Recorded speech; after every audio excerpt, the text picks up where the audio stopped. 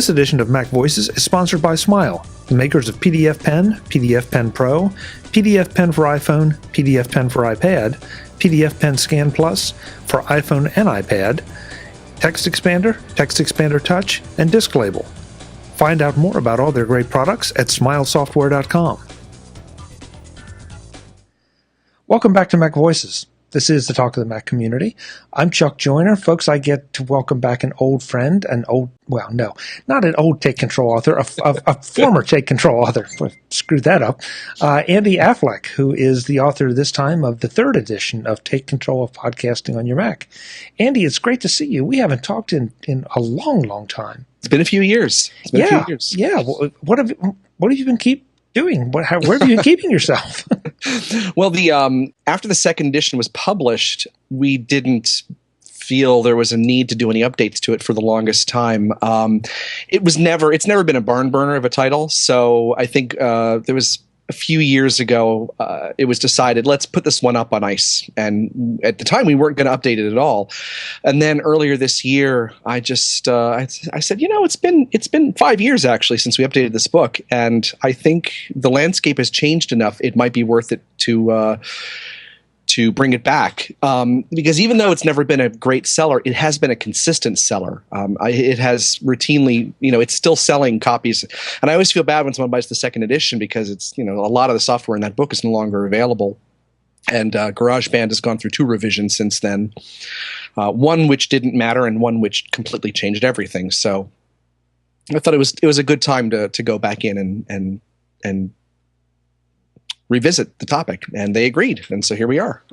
Yeah, it will come as no surprise to you that I'm a member of a couple podcast groups on LinkedIn and different places, and it still is fascinating to me the number of people that say, I want to start a podcast, but I don't know where to start. Right. And you think after all this time that information would be out there, and I don't know about common, but pretty readily accessible. And I think one of the challenges is that, first of all, a lot of it is platform specific, but more importantly, there are just so many different combinations. And from when we started, there's so many more options. In a way, it's almost a wealth of information that you have to dig through to try to figure out what will work for you. It was actually, we spent a lot of time trying to figure out what are we going to support in this one. Because the second edition covered GarageBand and Sound Studio, which are both still around, and Audio Hijack Pro, which is still around.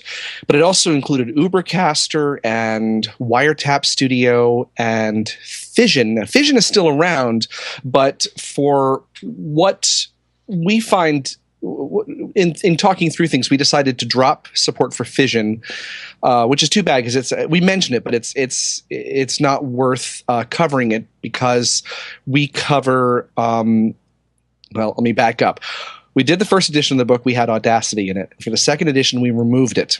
The thinking at the time was that it was, how to put it nicely, it's a cross-platform tool, and it shows it. And for a beginner, it's not the friendliest program in the world because it has just, it puts all the tools in front of you. So it's kind of a Microsoft Wordy kind of interface with just a stacked toolbar that's very opaque. They even go further to further obfuscate things by actually having 2 different controls on that one screen use the same icon. So that was very politically correctly put. This is my friend Andy. He's running for office. Please vote for him. I think it's interesting because, see, here we go. Fission, just because you've dropped coverage for Fission and you have your reasons, and whether I agree with them or not, it's still a very viable audio editor. In fact, it's gotten better since the first revision, and it continues to improve. The folks from Rogue Amoeba always do a great job. So we almost get into this thing of, well, I like Sound Studio better. I like Fission better. I prefer to do my editing all in GarageBand. You almost have to experiment with a little bit of this stuff to see what suits you best and what you like. It's funny you should say that. I was about 2 weeks into writing, and I find rewriting a lot harder than writing. Writing, I can just sit down and write. I've done National Novel Writing Month 6 years straight, done my 50,000 word novel, 50,000 words of utter crap, but I can write when I need to write. But to take a 5-year-old book and to go through it line by line and choose what stays, what goes. Anyway, I was about 2 weeks into that process when it occurred to me had loads of examples in the book of, well, in my podcast, I do this. And in my podcast, here's an example for my podcast, that sort of things. I haven't recorded a podcast in about 4 years. So I realized this is a problem. It's a little disingenuous for me to write a book on podcasting if I myself am not a current podcaster. So I thought about it for a minute and I didn't know quite what to do. Meanwhile, I'm a member of a community theater here in Rhode Island. And in addition to being part of doing a bunch of plays, I act and I direct. I also am on the board. And so I was at a board meeting and they were talking about, we're talking about renting this new building and it's going to be in this expensive thing. And we're trying to figure out ways to raise money. And we need to maybe get somebody started doing marketing. And then a light bulb went off in my head. I said, hey, what if we had a podcast? And they were like, sure, why not? Let's give that a try. So I started a podcast for the theater, and in the process of and the best part was that since I hadn't done a podcast in 4 years, I was a beginner. I had to start over again. I'd look at my old book and say, how did I do this again? I had to look at my Sennheiser microphone that's right here and my Behringer mixer over there and remember, how do I connect these to my computer and make them work? I went out and bought a Blue Yeti, which by all rights I should be using for this, but I'm not. That's because it's boxed up because we just Swamp Meadow is the community theater. We just finished a play and we wanted to record the video, but video camera microphones aren't great, so we put the Blue Yeti way up in the rafters so we could record the sound with it. So I haven't bothered to connect it to my computer since I brought it home. At any rate,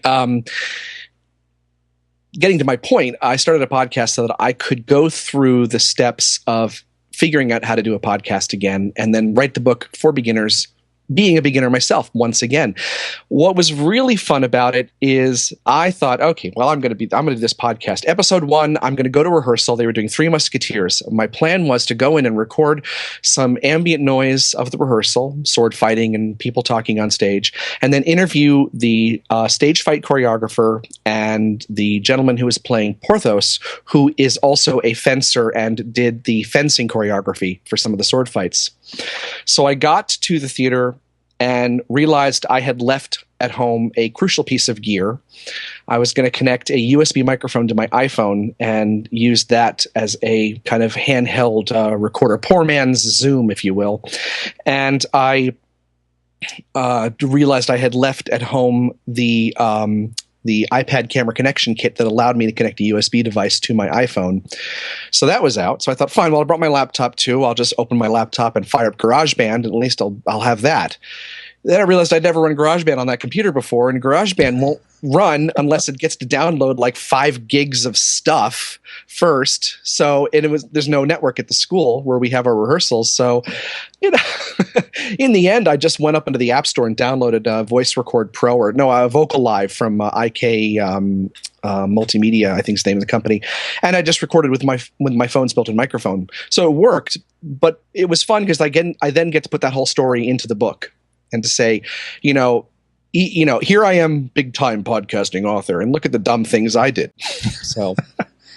But that's part of it. I think that's part of recognizing, starting the process. Just getting started. Just saying, okay, I'm going to pull the trigger and go, and then you sort of work your way through it. What do I need? I need to connect this mic to this recording device, be it an iPhone, a Mac, or whatever, and then you've got to edit, and then you've got to do all the other associated things. So.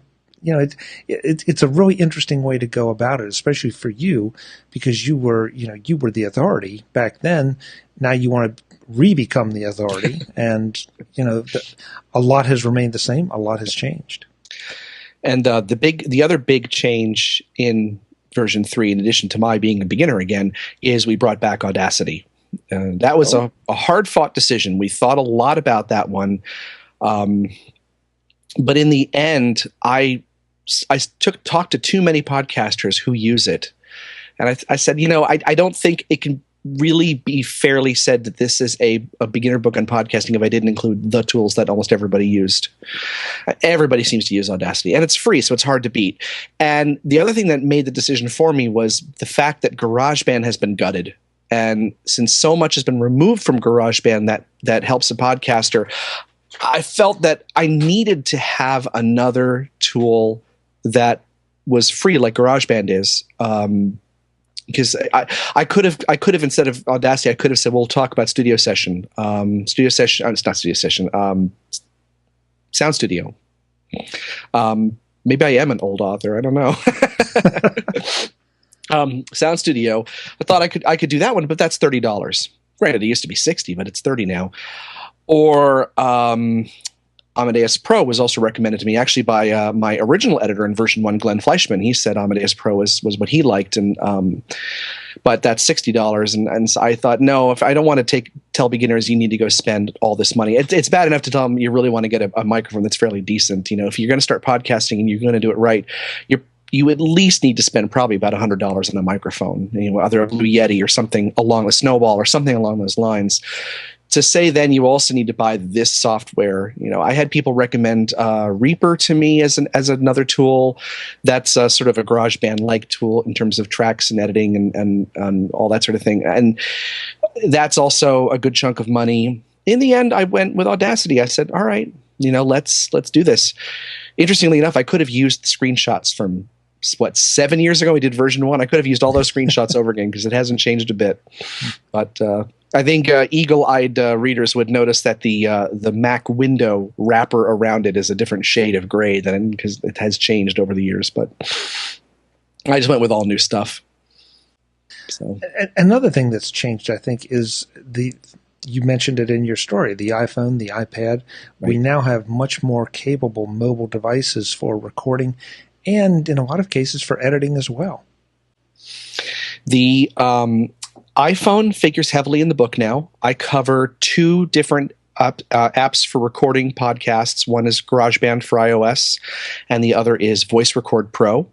And so there's a whole bit on how do you move the files from the iPhone to the Mac, which with GarageBand is a bit of a pain, because strangely enough, it appears that GarageBand for Mac and GarageBand for iOS do not yet support compatible iCloud. It's like you cannot share files over iCloud between the two programs. So that's so right now the only real good way to move stuff around is through the whole iTunes thing, which is really arcane. I've never liked the whole process of moving files to and from a phone through iTunes. Voice Record Pro, on the other hand, is incredible. It provides at least 30 different ways of getting the sound off the phone. I think it's almost 30. It's a crazy number of different ways. One of them is through iTunes, but there are many others. One of them is very simple. It's simply you tap share over Wi-Fi, and it turns your phone into a web server. You point your browser at the URL that's in the little dialog, and you just download the files right off a web page. Bing, bang, boom. Easy as pie. So that was very nice. And the program is free. You can put in $4 if you want to get rid of the ads, which I always do. I had to because I had to take screenshots. I wasn't going to put ads in the book. But it was very easy, and it provides some very nice features too in terms of sound quality. So in the book, I have a whole, for when I do Voice Record Pro, I have a bunch of recordings of my voice at different audio qualities, and then I did a bunch of different recordings using different microphones attached to my iPhone as well. So, Andy, again, a lot of things have changed, and I want to kind of walk us through the whole process. Not have you recite the book, obviously, but chapter 1. We talk about recording. We talk about some of this stuff. Okay, so you get the stuff off, you drop it into an audio editor of some kind, and you're going to do your work there. The next step, I think, is probably to start preparing it, hosting a file, having a website to deliver it. What are you advocating in those areas right now? That's a tough one. In the older versions of the book, we kind of sidestepped it a little bit. I mentioned some options. I provided links to, I think, some of the standard blog sites at the time. I think Movable Type was one of them. Remember that? Oh, yeah. I do that again here. I mean, I mentioned WordPress.com and Blogger.com. I also mention some of the services geared toward podcasting, Libsyn and Blueberry. Squarespace gets a mention as well. These are all turnkey solutions. Some are free, some are not. They have their pros and their cons. The one thing I did in this book that I had never done before was I also talked about, if you host your own blog, how do you do the RSS feed?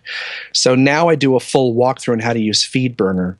Now that is a bit of a controversial thing, because one of the processes that you go through with a take control title is, when the principal draft is done, it gets put up into a website called Quick Topic, and people are invited in to review the book and provide commentary, and say, you're wrong about this, or I know a better way to do X, Y, and Z. It's one of the reasons I think the books are so good, because there's a good, strong community of Mac folk who come together and proofread each other's books. I'll comment on other people's books, they comment on mine.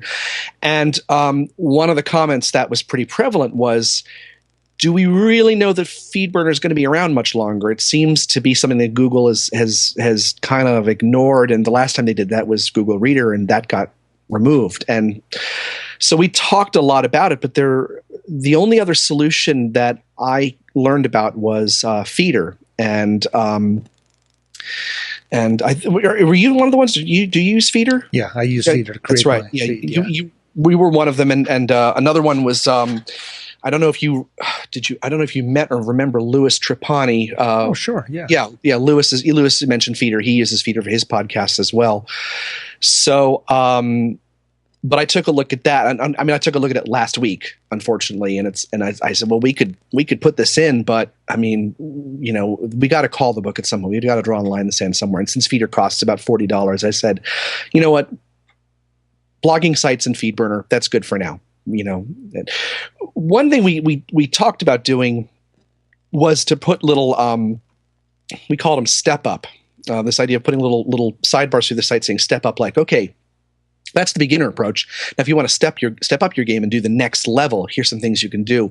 We didn't actually end up doing that because we all thought, this is a really great idea, but then in reading through the title, we realized actually we're doing that already through the text. We just don't call it out.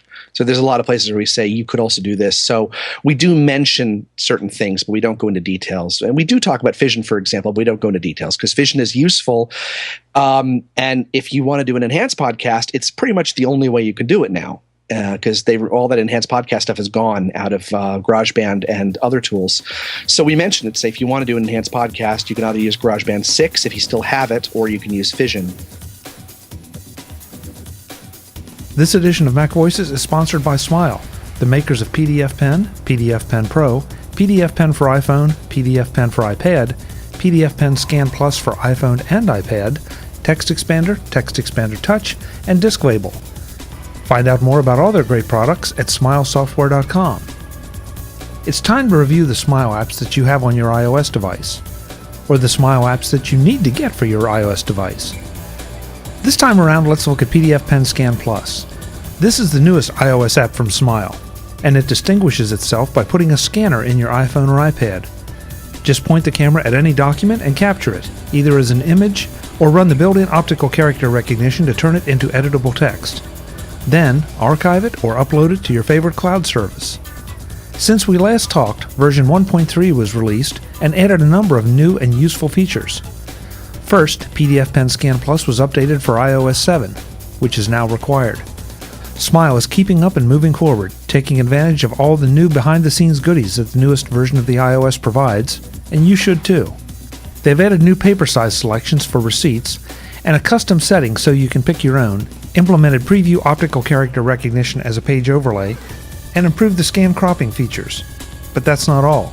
Now you have easy multi-page scans, improved OCR accuracy and text layout, post-process cropping and image adjustments, and a little useful eye candy, including new page rotation animations and page badges to show unprocessed images.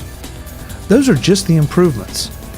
To learn more about the entire feature set and what PDF Pen Scan Plus can do for you, visit smilesoftware.com or check it out in the iOS App Store and pick it up for $6.99. Smile, the makers of world-class software. Find them at smilesoftware.com, and thanks to Smile for being the longest-running sponsor of MacVoices.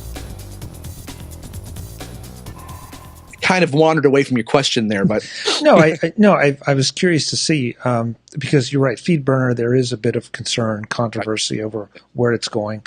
Feeder, I love. Something I learned along the way, and without slamming any products, but if they aren't kept up to date, they start to fall into disrepair, and some of the automatic things that will generate an RSS feed for you on websites, that's great right up to the point that something in the feed breaks, and then you can't get into the code to play with it. And it's a real problem, and that's not an issue with Feeder. You can go in and actually look at the code if you need to and see if there's something going on. So, and that's probably beyond the capabilities or desires of a lot of people. But having gotten burned once or twice, I very much like that option. Right. Yep. I know. I agree with that completely. The in writing the book, the thing I did not know that GarageBand had removed all the podcasting features. So I was, I was working my way methodically through the book. The whole first section of the book is the planning part, planning podcast out, setting up your studio, what software, what hardware do you need, that sort of thing. So that was a few weeks of work, just getting the lay of the land and finding out that it seems like the Blue Yeti was the big microphone that all the kids were getting. So I went out and got one so I could at least speak intelligently about it. And then I got to the record your podcast, and I said, all right, fine. And I fired up GarageBand 10, and I said, let's create the Swamp Meadow podcast, beginning to work. And I said, where the heck is the podcast track? Where's the whole podcast thing when you go to create a new project? Where is it all? And I started doing some Googling, and then I realized, oh, Apple took all the podcasting features out. You can't do enhanced podcasts.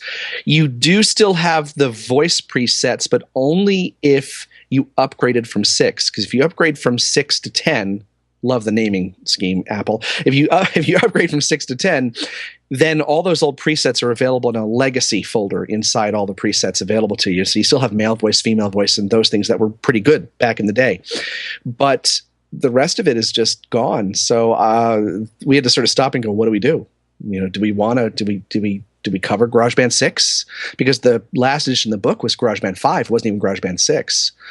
But I played with 6. Luckily, I had it. So I played with it and realized that actually everything in the second edition of the book for GarageBand works.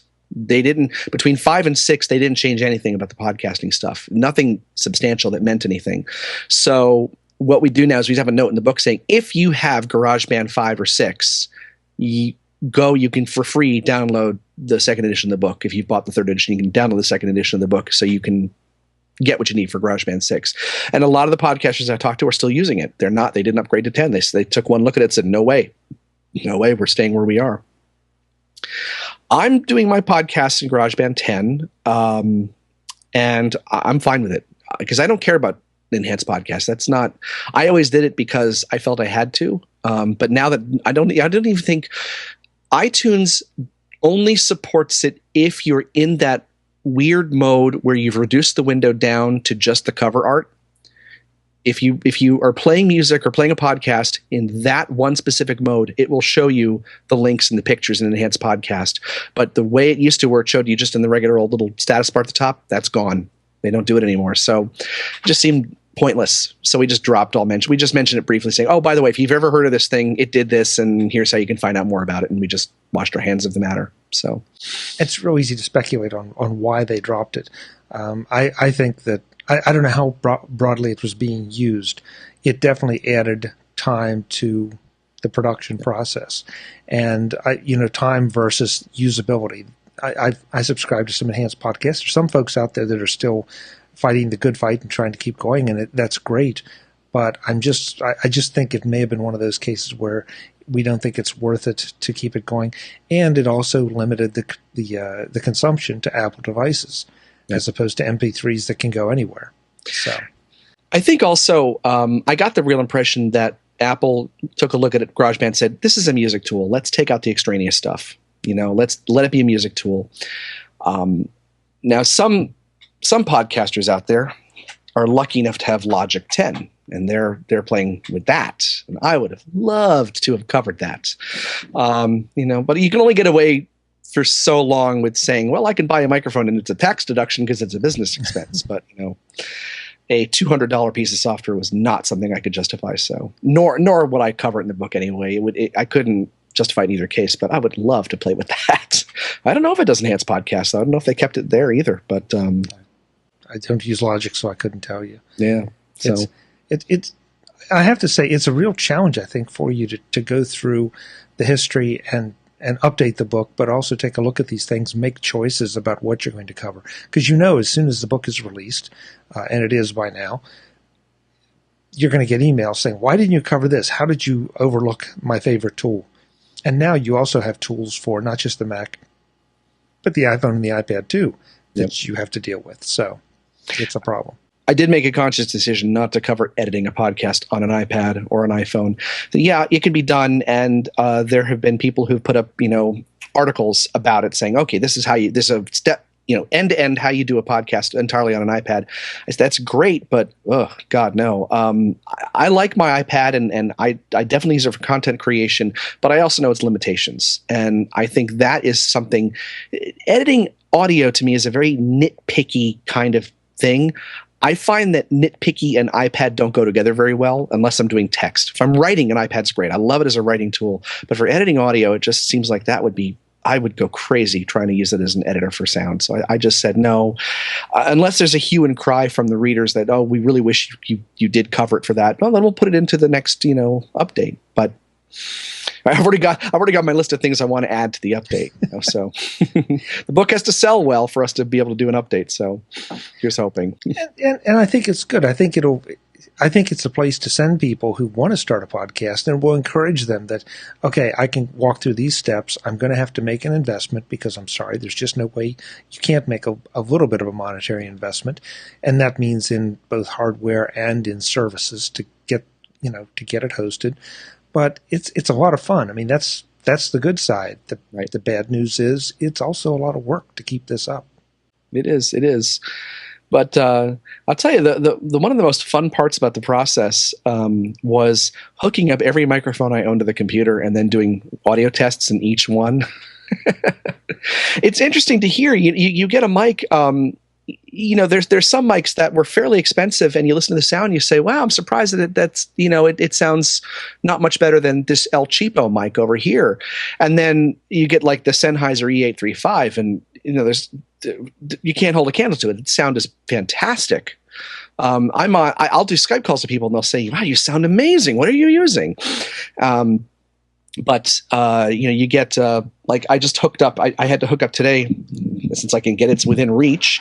My giant squid. Oh, look what a mess this is! It's the little. God, I haven't thought about giant squid in a long time. Yeah, there you go. The little lavalier. It's great for an interview because you want one for you, one for me, and we each get a microphone, clip it to our shirt, and have a conversation.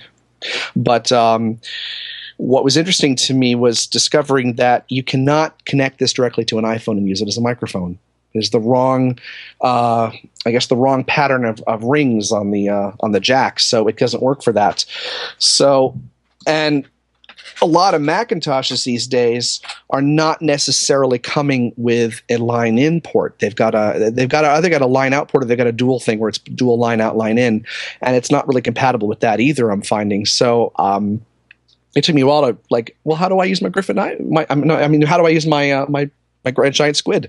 And then it occurred to me, plug it into the Griffin iMic directly, and that works. But it's like having to figure this all out was a bit strange. I've got I've got a Samsung Go mic, I've got the Sennheiser, I've got the Blue Yeti.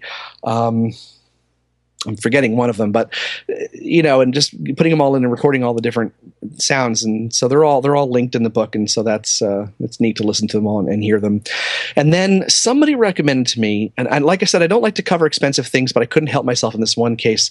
Somebody recommended to me. What was the company? I'm going to cheat and look at the book. I don't usually cover. I don't like to cover expensive stuff, as I said, because, like I said, I want a beginner book. I feel like it's, you want to keep this as cheap as possible.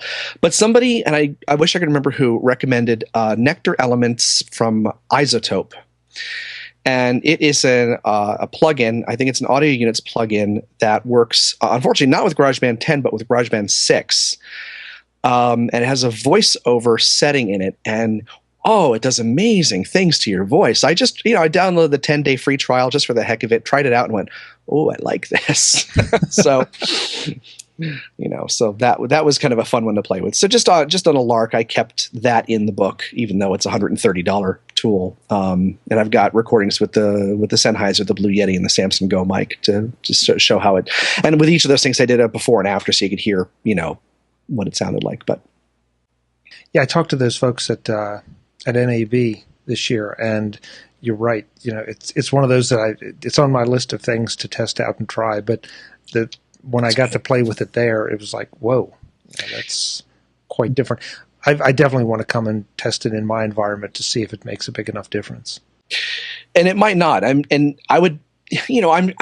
tend to believe that unless they're doing something very complicated in their own code, algorithmically speaking, it seems to me that if you tweaked enough with the audio units plugins, or even with the MDA or the what is it, all the different ones, the different plugin standards, I'm not remembering them right now, that you can probably get very close to it, if not exactly where you want to be. It just takes a lot of tweaking. I do take some time in the book. It's funny, we actually pulled it out originally. We pulled out all the mention of those plugins and audio units, partly because the GarageBand 10 makes it a little bit harder to get to them than it used to be. But I thought about it. I said, no, you know what? Not only is it an important thing to know how to do, it's actually fun. It's a lot of fun to be able to play with this stuff. And I think about, when I wrote the books originally, most of the podcasts were the sort of ethos behind a lot of them was, is that the right word, ethos? The idea behind a lot of them was, I'm just going to sit here and babble in my mic for an hour. The Adam Curry approach to podcasts. I'll talk about whatever the heck I feel like talking about, and then, put it out there. And nowadays, they're much more polished, much more professional than they were. And you get things like Welcome to Night Vale, which, if you want to do some of the things they do in that show, you're going to need to learn how to use the audio filters. You're going to put some strange echoes or reverb on. You're going to have to play some sound effects, that kind of thing. And you can tell stories and you can have fun with it. So I put it back in, just in a different location than it was in the old book. But so, there it is. That's good. But it has been fun to see how the landscape has changed over the years. I've not stopped listening to podcasts, but I have tended more towards, like, Wait, Don't Tell Me from NPR, those kinds of things, where it's a radio show just put out as a podcast. It's not produced as a podcast.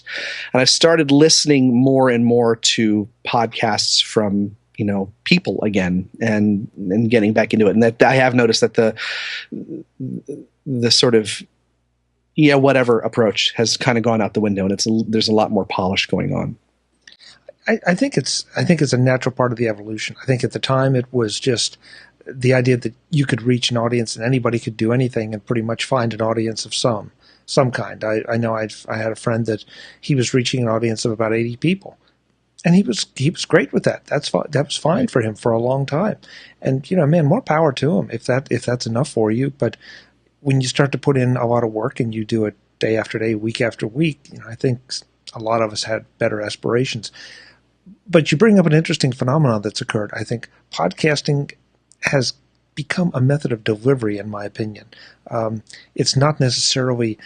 You don't just create a podcast to be a podcast. You create something, and then the podcast is the method of delivery. But if you can put it on YouTube, great. If you can put it on Stitcher Radio, great.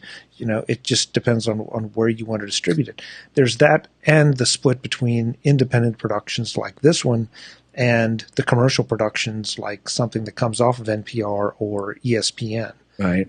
And it's an interesting divergence that has happened, where you kind of have to be aware of who's doing what and why.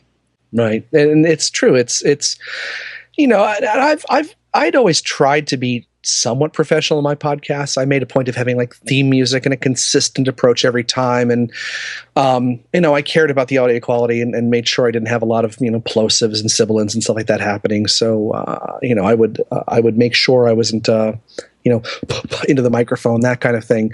But even still, there are podcasts that are just incredibly professional how they put it together. And then you get things like the Nerdist podcast, where it sounds like they just, they record and they're done, they put it out there, and it's great. But they're getting really famous people on their show, so they can do that sort of thing, and it works for them, and that's very cool. But for the Swamp Meadow podcast, I decided to go a little professional. I'm not trying to be overly professional. I'm just it needs to serve the community. And, this is a podcast that's going to have at most maybe 100 listeners, and it's all going to be people who are in the theater, because I can't imagine why anybody not in the theater would want to listen to the podcast. Well, I don't know. Maybe we try to be not specific to our community. I mean, an interview with a stage choreographer, a stage fight choreographer, could be interesting to anybody. So it's entirely possible.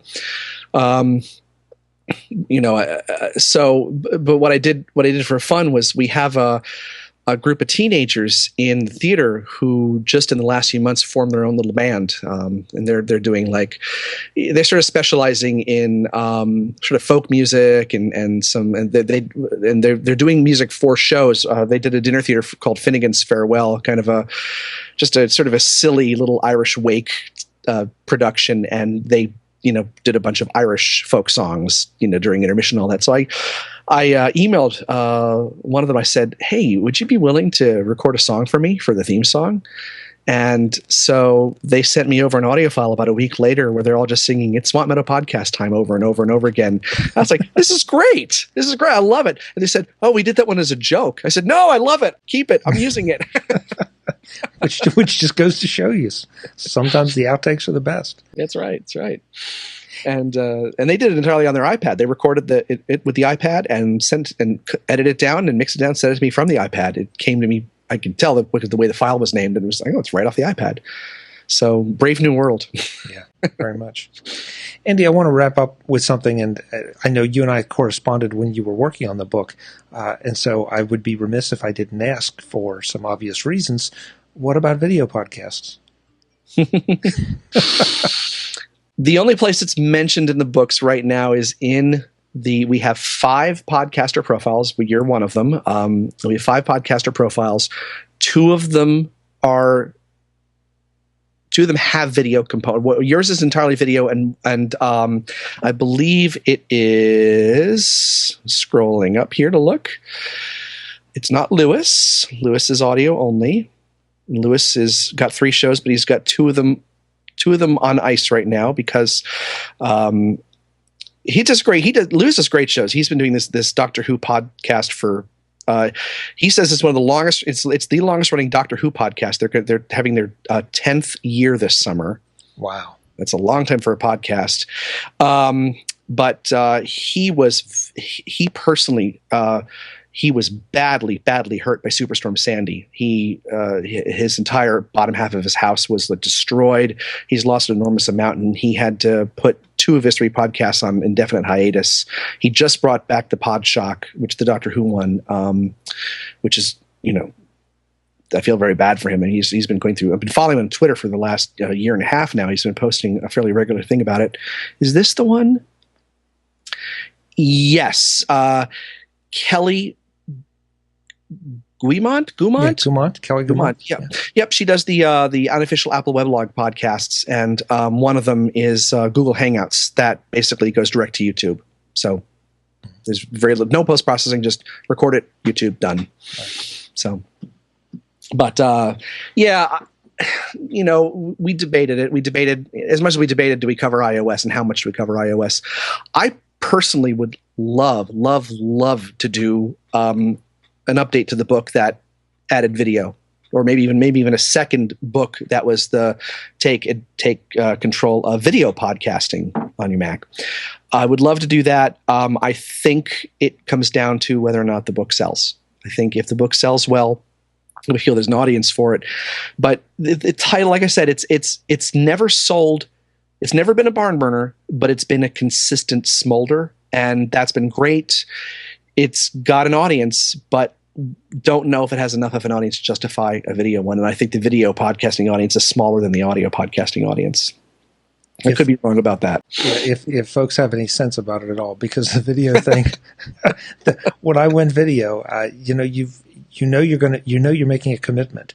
I don't know that I really was aware of how much of a commitment I made, but I'm glad I went that direction. But it changes your tools, it changes your workflow, presents some unique challenges. So in a way, I'm kind of glad you didn't try to cover it in this book, because I think to do a good job for just the audio folks just getting up and running, you would have had to give them short shrift to cover the video, and you would never have been able to cover the video adequately. So I think it was probably a very wise move. I have to tease you a little bit about it, though. So I still would like to do it, even if we even go for like what is the lowest common denominator possible solution, recording using QuickTime from the built-in camera. Maybe even just to do just that, and to say, and show extremely basic edits in iMovie. Go for the simplest of the possible tools. I could see a case be made for even a chapter that covers just that much, But like you said, there's a lot more to it than that, and it's that might be a good start for some people, but it's not going to be, I think, what a lot of people need. Hey, you can go crazy, and here's how you use Boink's TV, and yeah, that's an incredible package. That really is. I've had it for years on my Mac. I got it in some bundle I got some years back, and I think I've got like 3 copies. I've got 3 different versions of it from 3 different bundles. I've never used it. I've always wanted to use it. I've never had an excuse. So, well, I envision a new project in your future. I hope so. I hope so. So, Take Control of Podcasting, 3rd edition. How much is the book? I don't know. You don't know? I don't.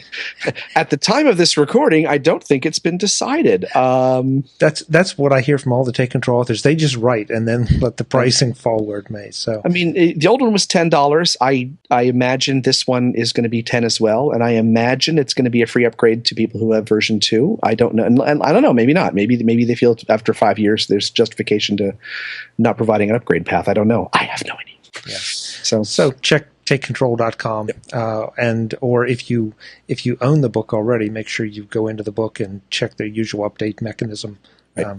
And at the very least, usually there's an upgrade pricing. If it's not a free upgrade, there's an inexpensive upgrade. And if you're interested in podcasting, help turn Andy's smolder into a raging fire. Thank you very much. Andy, where else, when you're not writing the podcasting books now, where else can folks find you? I'm blogging on my own website, andyaffleck.com, and that's become almost 99% photography these days, as I just experiment with trying to become a better amateur photographer. And I'm writing on navigatingthewaters.com. It's a blog I started a few months back. I've been doing a lot of research and thinking about teens and social media and parenting in this modern age. And this has actually been for a few years now. I wrote an article for Tidbits about 3 years ago, and that led to my getting profiled in an NPR article on npr.org. And my son and I had our pictures on npr.org. We had our 15 minutes of fame, and I got to go speak at a 140 conference, a Twitter conference, about that topic. The YouTube video is out there. And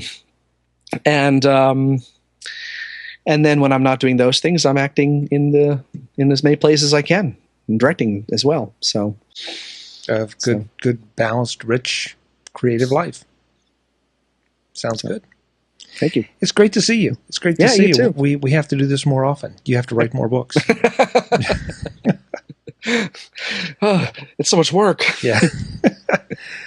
Folks, that's Andy Affleck. He is the author of Take Control of Podcasting on Your Mac, 3rd edition from Take Control Books. Go check it out. If you're even thinking about getting into podcasting, this will get you up and running a lot quicker, give you an idea of what tools to use and some of the solutions that are out there. Until the next time, I'm Chuck Joyner, and this is MacVoices. Thanks for watching.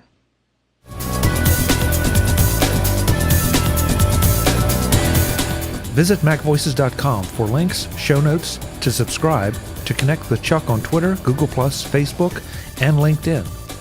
Subscribe to our weekly newsletter, the MacVoices Dispatch, to stay up to date on all the latest MacVoices news from our front page or at MacVoices.com/newsletter. Advertising and sponsorships handled by Backbeat Media at backbeatmedia.com. Bandwidth provided by CashFly at cashfly.com.